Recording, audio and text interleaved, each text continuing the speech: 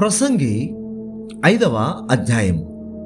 నీవు దేవుని మందిరమునకు పోవునప్పుడు నీ ప్రవర్తన జాగ్రత్తగా చూచుకొనుము. బుద్ధిహీనులు అర్పించినట్లుగా బలి అర్పించుట కంటే సమీపించి ఆలకించుట శ్రేష్టము. వారు తెలియకయే దుర్మార్గపు పనులు చేయుదురు. నీవు దేవుని సన్నిధిని అనాలోచనగా పలుకుటకు నీ హృదయమును త్వరపడనీయక నీ నోటిని కాచుకోము. దేవుడు ఆకాశమందున్నాడు, నీవు భూమి మీద ఉన్నావు. కావున నీ మాటలు కొద్దిగా ఉండవలెను. విస్తారమైన పని పాటల వలన స్వప్నము పుట్టును. పెక్కు మాటలు పలుకువాడు బుద్ధిహీనుడగును. నీవు దేవునికి మొక్కుబడి చేసుకొనిన ఎడల దానిని చెల్లించుటకు ఆలస్యము చేయకము. బుద్ధిహీనుల యందు ఆయనకిష్టము లేదు. నీవు మొక్కుకొనిన దాని చెల్లించము. నీవు మొక్కుకొని చెల్లింపకుండుట కంటే మొక్కుకొనకుండుటయే మేలు. నీ దేహమును శిక్షకు లోపరుచునంత పని నీ నోటి వలన జరుగనీయకము. అది పొరపాటు చేత జరిగినని దూత ఎదుట చెప్పకము. నీ మాటల వలన దేవునికి కోపము పుట్టించి నీవేళ నీ కష్టమును వ్యర్థపరచుకొనేదవు. అధికమైన స్వప్నములను మాటలను నిష్ప్రయోజనములు. నీ మట్టుకు నీవు దేవుని యందు భయభక్తులు కలిగి ఉండము. ఒక రాజ్యమందు భేదలను బాధించుటయు ధర్మమును న్యాయమును బలాత్కారము చేత మీరుటయు నీకు కనబడిన ఎడల దానికి ఆశ్చర్యపడకము. అధికారము నొందిన వారి మీద మరి ఎక్కువ అధికారము నొందిన వారు ఉన్నారు, మరియు మరి ఎక్కువైన అధికారము నొందినవాడు వారికి పైగానున్నాడు.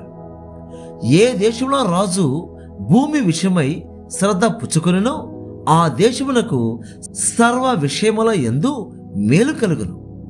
ద్రవ్యము నపేక్షించువాడు ద్రవ్యము చేత తృప్తి నొందడు. ధన సమృద్ధి నపేక్షించువాడు దాని చేత తృప్తి నొందడు. ఇదియు వ్యర్థమే. ఆస్తి ఎక్కువైన ఎడల దాని భక్షించువారును ఎక్కువ అగుదురు. కన్నులార చూచుటియే గాక ఆస్తిపరునికి తన ఆస్తి వలని ప్రయోజనమేమి?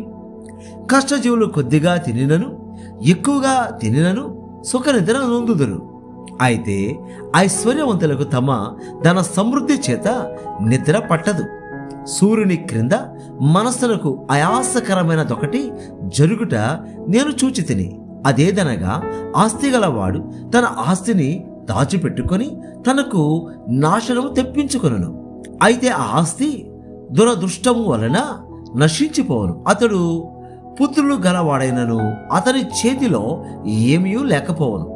వాడు ఏ ప్రకారముగా తల్లి గర్భం నుండి వచ్చెనో ఆ ప్రకారముగానే తాను వచ్చినట్లే దిగంబరిగానే మరలా పోవును. తాను ప్రయాసపడి చేసుకొనిన దానిలో ఏదైనను చేత పట్టుకొని పోడు. అతడు వచ్చిన ప్రకారముగానే మరలా పోవును. గాలికి ప్రయాసపడి సంపాదించిన దాని వలన వానికి లాభమేమి? ఇదియు మనస్సులకు ఆయాసకరమైనదే. తన దినములన్నీ అతడు చీకటిలో భోజనము చేయను.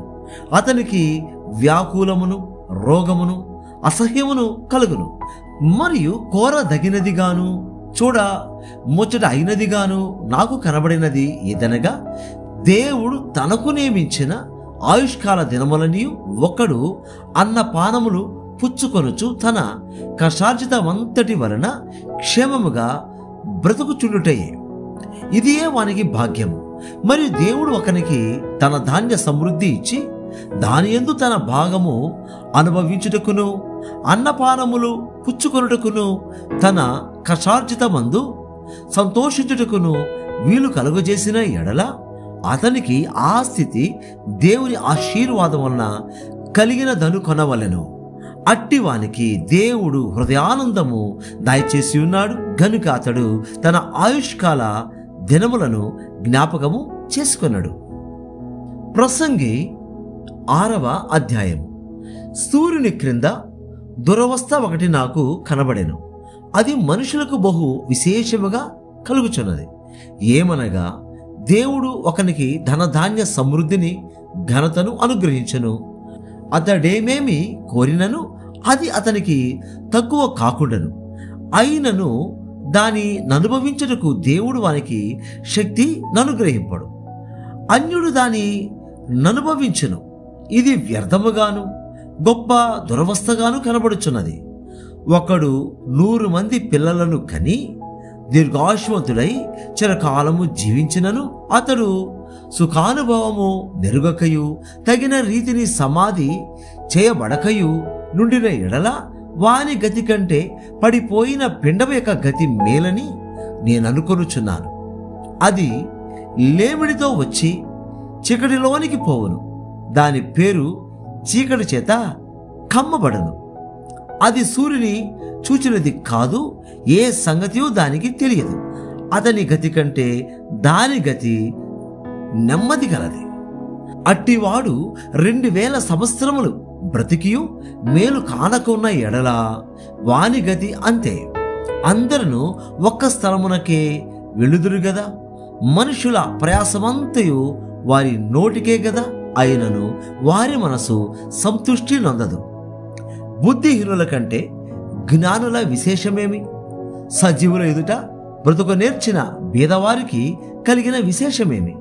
మనస్సు అడియాశలు కలిగి తిరుగులాడుట కన్నా ఎదుటనున్న దానిని అనుభవించుట మేలు. ఇది వ్యర్థమే, గాలికై ప్రయాసపడినట్టే. ముందుండునది బహుకాలము క్రిందనే తెలియబడెను. ఆయా మనుష్యులు ఎట్టి వారగుదురో అది నిర్ణయమాయను. తమ కంటే బలవంతుడైన వారితో వారు వ్యాజ్యమాడజాలరు. పలుకబడిన మాటలలో నిరర్థకమైన మాటలు చాలా ఉండును, వాటి వలన నరులకేమి లాభము? నీడవలి తమ దినములన్నీ వ్యర్థముగా గడుపుకొను మనుష్యుల బ్రతుకునందు ఏది వారికి క్షేమకరమైనదో ఎవరికి తెలియను? వారు పోయిన తరువాత ఏమి సంభవించునో వారితో ఎవరు చెప్పగలరు? ప్రసంగి 7వ అధ్యాయం. సుగంధ తైలము కంటే మంచి పేరు మేలు, ఒకరి జన్మ దినము కంటే మరణ దినమే మేలు. విందు జరుగుచున్న ఇంటికి పౌట కంటే ప్రలాపించుచున్న వారి ఇంటికి పౌట మేలు. ఎలయనగా మరణము అందరికీ వచ్చును గనుక బ్రతుకువారు దానిని మనసున పెట్టుదురు. నవ్వుట కంటే దుఃఖపడుట మేలు, ఎలయనగా భిన్నమైన ముఖము హృదయమును గుణపరచును. జ్ఞానుల మనస్సు ప్రలాపించు వారి ఇంటి మీద నుండును, అయితే బుద్ధిహీనుల తలంపు సంతోషించు వారి మధ్య నుండును. బుద్ధిహీనుల పాటలు వినుట కంటే జ్ఞానుల గద్దింపు వినుట మేలు. ఎలయనగా బాణ క్రింద చిటపటయను చితుకుల మంట ఎట్టిదో బుద్ధిహీనుల నవ్వు అట్టిదే. ఇదియు వ్యర్థము. అన్యాయము చేయటం వలన జ్ఞానులు తమ బుద్ధిని కోల్పోవుదురు. లంచము పుచ్చుకొనుట చేత మనస్సు చెడును. కార్యారంభము కంటే కార్యాంతము మేలు. అహంకారము గలవాని కంటే శాంతము గలవాడు శ్రేష్ఠుడు. ఆత్రపడి కోపపడవద్దు. బుద్ధిహీనుల అంతరింద్రియముల యందు కోపము సుఖ నివాసము చేయను. ఈ దినముల కంటే మునుపటి దినములు ఎలా క్షేమకరములు అని ఎడుగవద్దు. ఈ ప్రశ్న వేయుట జ్ఞానయుక్తము కాదు. జ్ఞానము స్వాస్థ్యమంతా ఉపయోగము. సూర్యుని కింద బ్రతుకు వారికి అది లాభకరము. జ్ఞానము ఆశ్రయాస్పదము, ద్రవ్యము ఆశ్రయాస్పదము. అయితే జ్ఞానము దాని పొందిన వారి ప్రాణమును రక్షించును. ఇదే జ్ఞానం వలన కలుగు లాభము. దేవుని క్రియలను ధ్యానించము. ఆయన వంకరగా చేసిన దానిని ఎవడు చక్కపరచును? సుఖదినమునందు సుఖముగా ఉండము, ఆపద్దినమునందు యోచించుము. తాము చనిపోయిన తరువాత జరుగు దానిని నరులు తెలుసుకొనకుండునట్లు దేవుడు సుఖ దుఃఖములను జతపరిచి ఉన్నాడు. నా వ్యర్థ సంచారముల కాలములో నేను వీటన్నిటిని చూచితిని. నీతిని అనుసరించి నశించిన నీతిమంతులు కలరు.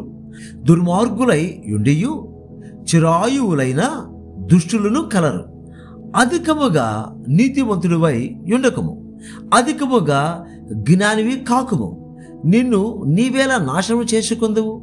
అధికముగా దుర్మార్గపు పనులు చేయకము. బుద్ధిహీనముగా తిరగవద్దు. నీ కాలమునకు ముందుగా నీవేళ చనిపోదువు. నీవు దీన్ని పట్టుకొని యుండుటయు దానిని చేయి విడువకుండుటయు మేలు. దేవుని యందు భయభక్తులు గలవాడు వాటినన్నిటినీ కొనసాగించను. పట్టణమందుండు 10 మంది అధికారుల కంటే జ్ఞానము గలవానికి జ్ఞానమే ఎక్కువైన ఆధారము. పాపము చేయక మేలు చేయుచుండు నీతిమంతుడు భూమి మీద ఒక్కడైనను లేడు. నీ పనివాడు నిన్ను శపించిన నీకు వినబడుకుంటున్నట్లు చెప్పుడు మాటలు లక్ష్య పెట్టకము. నీవును అనేక మార్లు ఇతరులను శపించితివని నీకే తెలిసి ఉన్నది గదా. ఇది అంతయు జ్ఞానము చేత నేను శోధించి చూచితిని. జ్ఞానాభ్యాసము చేసుకుందునని నేను అనుకొంటిని గాని అది నాకు దూరమాయను. సత్యమైనది దూరముగాను బహు లోతుగాను ఉన్నది. దాని పరిశీలన చేయగలవాడెవడు? వివేచించుటకును పరిశోధించుటకును జ్ఞానాభ్యాసము చేటుకై సంగతుల యొక్క హేతువులను తెలుసుకొనుటకును భక్తిహీనత బుద్ధిహీనత అనియు బుద్ధిహీనత వెరితనమనియు గ్రహించుటకును రూఢి చేసుకొని నా మనస్సు నిలిపితిని. మరణము కంటే ఎక్కువ దుఃఖము కలిగించినది ఒకటి నాకు కనబడెను. అది వలల వంటిదై ఊర్ల వంటి మనస్సును బంధకముల వంటి చేతులను కలిగిన స్త్రీ. దేవుని దృష్టికి మంచివారైన వారు దానిని తప్పించుకొందురు గాని పాపాత్ములు దాని వలన పట్టబడుదురు. సంగతుల హేతు ఏమైనది కనుగొనుటకై నేను ఆయా కార్యములను తరచి చూడగా ఇది నాకు కనబడినని ప్రసంగినైనా నేను చెప్పుచున్నాను. అయితే నేను తరచి చూచినను నాకు కనబడనిది ఒకటి ఉన్నది. అదేదనగా 1000 మంది పురుషులలో నేనొకని చూచితిని గాని అంతమంది స్త్రీలలో ఒకతెను చూడలేదు. ఇది ఒకటి మాత్రం నేను కనుగొంటిని, ఏమనగా దేవుడు నరులను యథార్థవంతులుగా పుట్టించును గాని వారు వివిధమైన తంత్రములు కల్పించుకొని ఉన్నారు.